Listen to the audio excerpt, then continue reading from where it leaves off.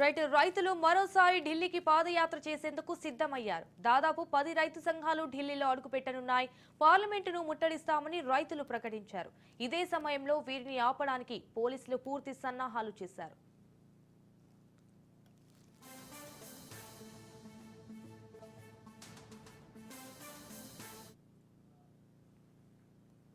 ఇటు కొత్త వ్యవసాయ చట్టాల ప్రకారం నష్టపరిహారం ప్రయోజనాలను డిమాండ్ చేస్తూ ఢిల్లీ వైపు పాదయాత్ర చేస్తారని భారతీయ కిసాన్ పరిషత్ ప్రకటించింది.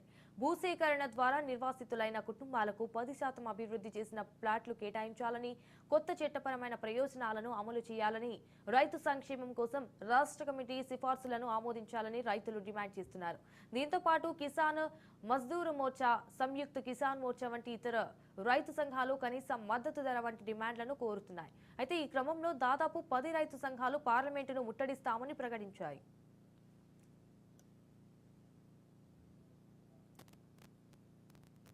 మహామాయ ఫ్లైఓవర్ కింద నుంచి రైతులు తమ పాదయాత్రను ప్రారంభిస్తారు. దీంతో రైతులను అడ్డుకునేందుకు నోయిడా పోలీసులు గౌతమ్ బుద్ధ నగర్ నుంచి ఢిల్లీకి కలిపే అన్ని సరిహద్దుల్లో అడ్డంకులు ఏర్పాటు చేశారు.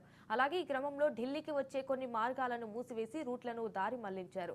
పాఠశాలలను కూడా ఆన్లైన్లోకి మార్చారు. ఢిల్లీ గౌతమ్ బుద్ధ నగర్ పోలీసులు అన్ని మార్గాల్లో తనిఖీలు చేస్తున్నారు.